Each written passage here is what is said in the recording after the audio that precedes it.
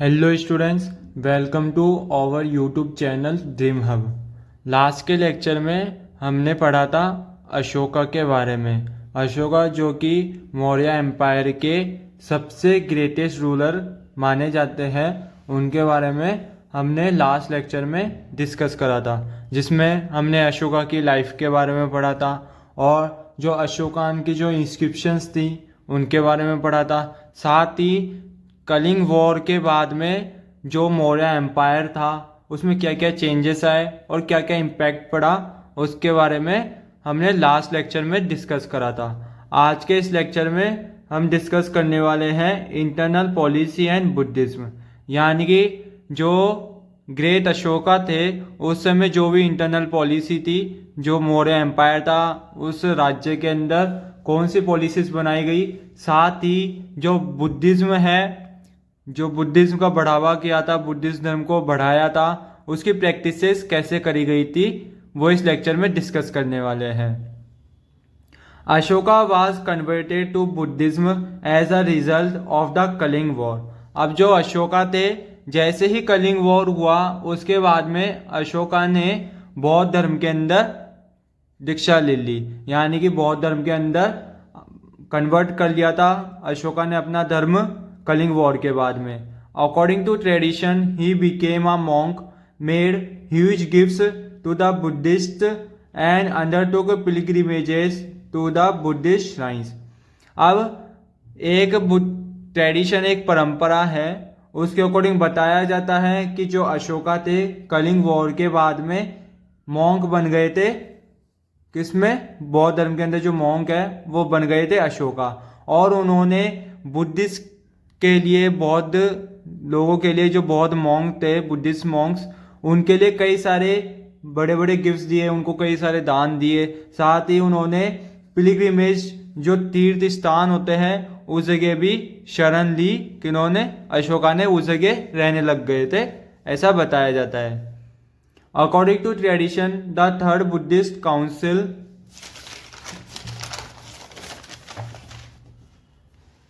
Sangiti was held by Ashoka and missionaries were sent only not only to South India but also to Sri Lanka, Burma and other countries। अब एक tradition है, एक परंपरा है, उसके according बताया जाता है कि जो थर्ड बुद्धिस्ट काउंसिल थी, और थर्ड बुद्धिस्ट काउंसिल का नाम क्या था? संगीति।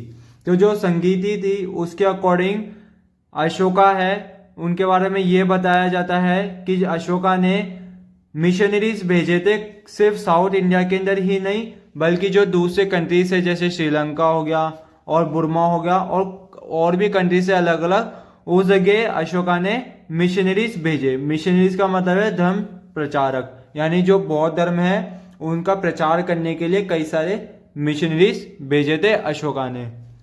अशोका अपॉइंटेड धर्म महामात्रास फॉर प्रोपगेटिंग धर्म among various social groups including women.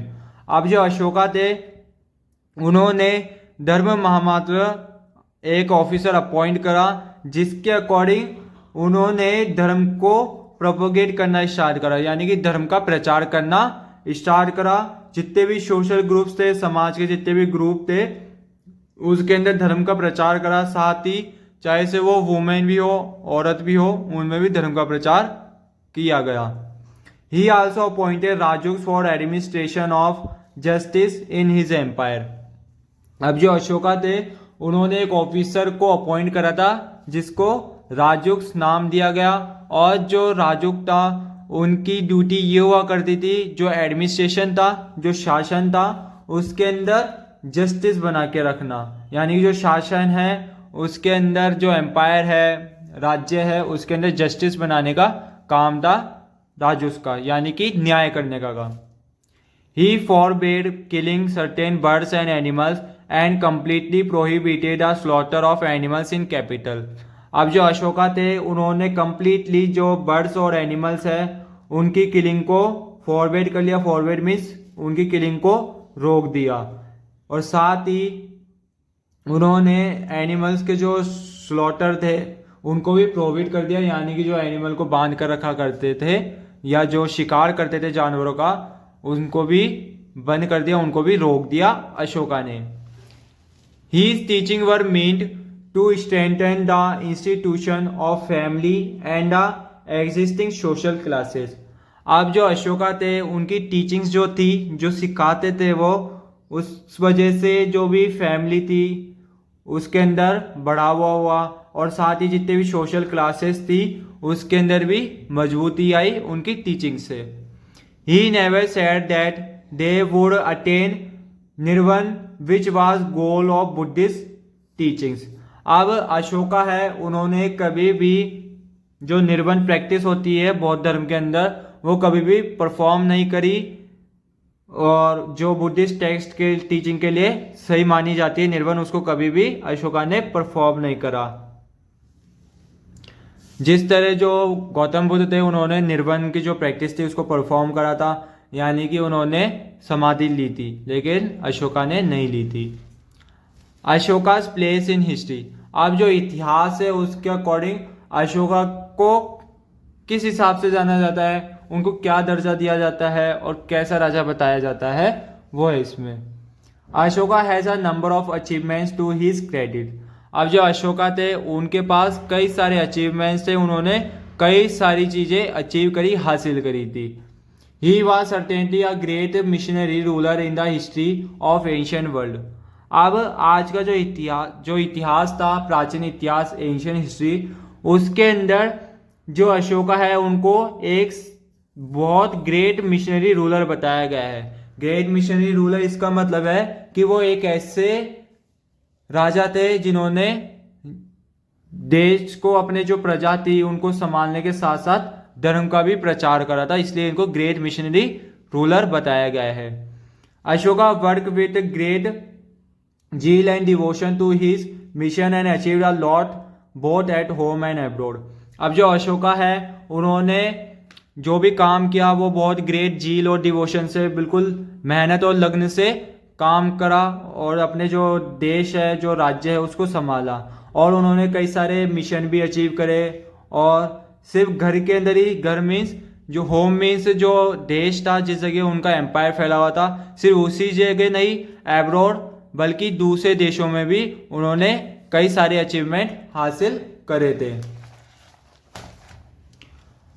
Ashoka brought about political unification of the country. He bound it further by one dharma, one language, one script called Brahmi. In unifying country, he respected such scripts as Brahmi, Khorosri, Aramaic and Greek। अब जो अशोका थे उन्होंने एक political unification of country की policy लाई थी, जिसके according पहले बोला जाता था कि वन धर्म एक धर्म, वन लैंग्वेज एक ही भाषा और वन स्क्रिप्ट एक ही लिपि बोली जाएगी जो होगी ब्राह्मी।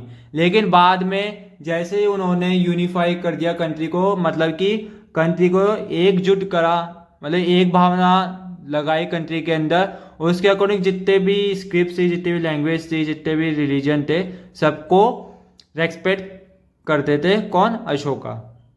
जैसे ब्राह्मी हो गया, खरस्टी हो गया, अरेमिक या ग्रीक, जितनी भी स्क्रिप्ट थी, जितनी भी लिपियाँ थी उसको रेस्पेक्ट दी गई। और साथ ही जितने भी अशोकान स्क्रिप्चर्स लिखी गई है ज़्यादातर इन 4 लैंग्वेजेस में ही लिखी गई है। He deputed officials in the far flung parts of the empire. This have the cause of administration and also promoted cultural contacts between developed Gangetic basin and backward distance provinces. अब जो अशोका थे उन्होंने फार flung के जो officers हैं उनको बनाया, officer जो है अलग अलग ऑफिसर्स बनाए, जिसको far flungs part of the empire. Far flungs part मतलब जितने भी दूर तक एम्पायर फैला हुआ था उसके लिए ऑफिसर्स बनाए, ऑफिशियल्स बनाए।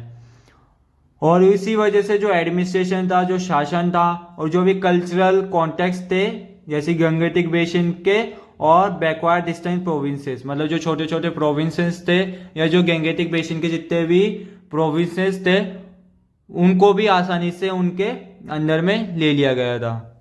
Kautilya advise the king to be always intent on physical conquest. Ashoka follower just reverse policy. अब जो कौटिल्य थे हमेशा एडवाइस करते थे किंग को फिजिकल कॉन्क्वेस्ट के इंटेंट रहने के लिए, मतलब always intent on the physical conquest, मतलब जो भी लड़ाई झगड़े होते हैं तो अगर कोई युद्ध कर रहा है, आक्रमण कर रहा है तो उसके खिलाफ आक्रमण करना चाहिए। लेकिन अशोका जो थे वो रिवर्स पॉलिसी फॉलो करते थे, मतलब बिल्कुल पीसफुल रहना चाहते थे, क्योंकि कलिंग वॉर के अंदर उन्होंने कई सारी जो सेना थी और कई सारे जो पीपल है उनकी डेथ हो गई थी, उस चक्कर में उन्होंने वॉर करना बंद कर दिया था। Ashoka counseled his successors to adopt a policy of peace, which was badly needed after a period of aggressive wars lasting 2 centuries. अब जो अशोका थे उन्होंने जितने भी सक्सेसर थे उनके, जो भी उनके आने वाले जो राजा थे, उनको एक सलाह दी कि वो हमेशा जो पॉलिसी ऑफ पीस है, मतलब कि बिना लड़ाई झगड़े की जो पॉलिसी थी उसको ही फॉलो करके रखे, ऐसी सलाह दी थी अशोका ने। लेकिन कई राजाओं ने इसको फॉलो भी करा, लेकिन करीब 2 सेंचुरी तक जो राजा थे उनके ऊपर, जो एम्पायर था उनके ऊपर कई लोग आक्रमण करे, लेकिन उन्होंने पीस बना के रखा। उसी वजह से करीब 2 सेंचुरी तक बहुत ज़्यादा प्रभाव पड़ा था एम्पायर के ऊपर।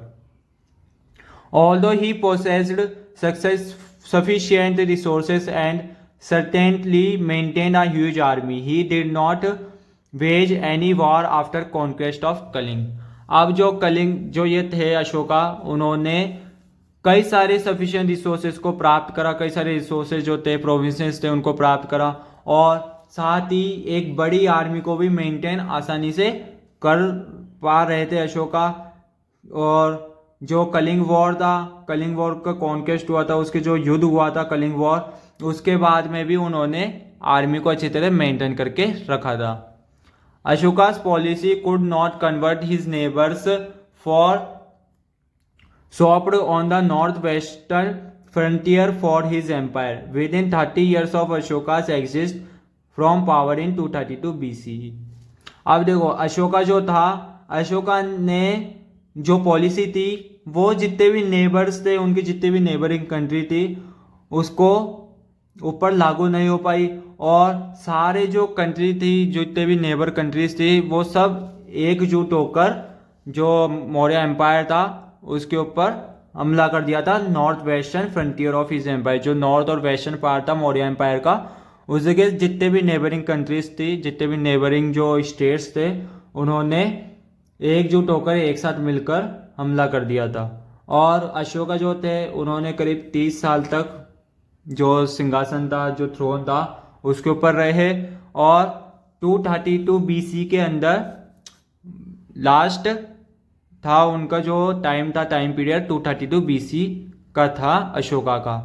सो हमने डिस्कस करा है दोनों लेक्चर्स में मौर्य एम्पायर में, जिसमें फर्स्ट लेक्चर में तो हमने डिस्कस करा था चंद्रगुप्त मौर्य के बारे में, और जो ये सेकंड लेक्चर है उसके अंदर हमने डिस्कस करा था अशोका एम्पायर में। और आज के लेक्चर में हमने डिस्कस करा था जितने भी अशोका की पॉलिसी थी, या जो भी बुद्धिस्ट के अकॉर्डिंग जो बौद्ध धर्म है उसकी कैसे उन्होंने बढ़ावा किया, और साथ ही जो अशोका के प्लेस है हिस्ट्री के अंदर किस स्थान पर बताया गया है उसके बारे में इस लेक्चर में डिस्कस करा है। सो आज का लेक्चर यहीं समाप्त होता है।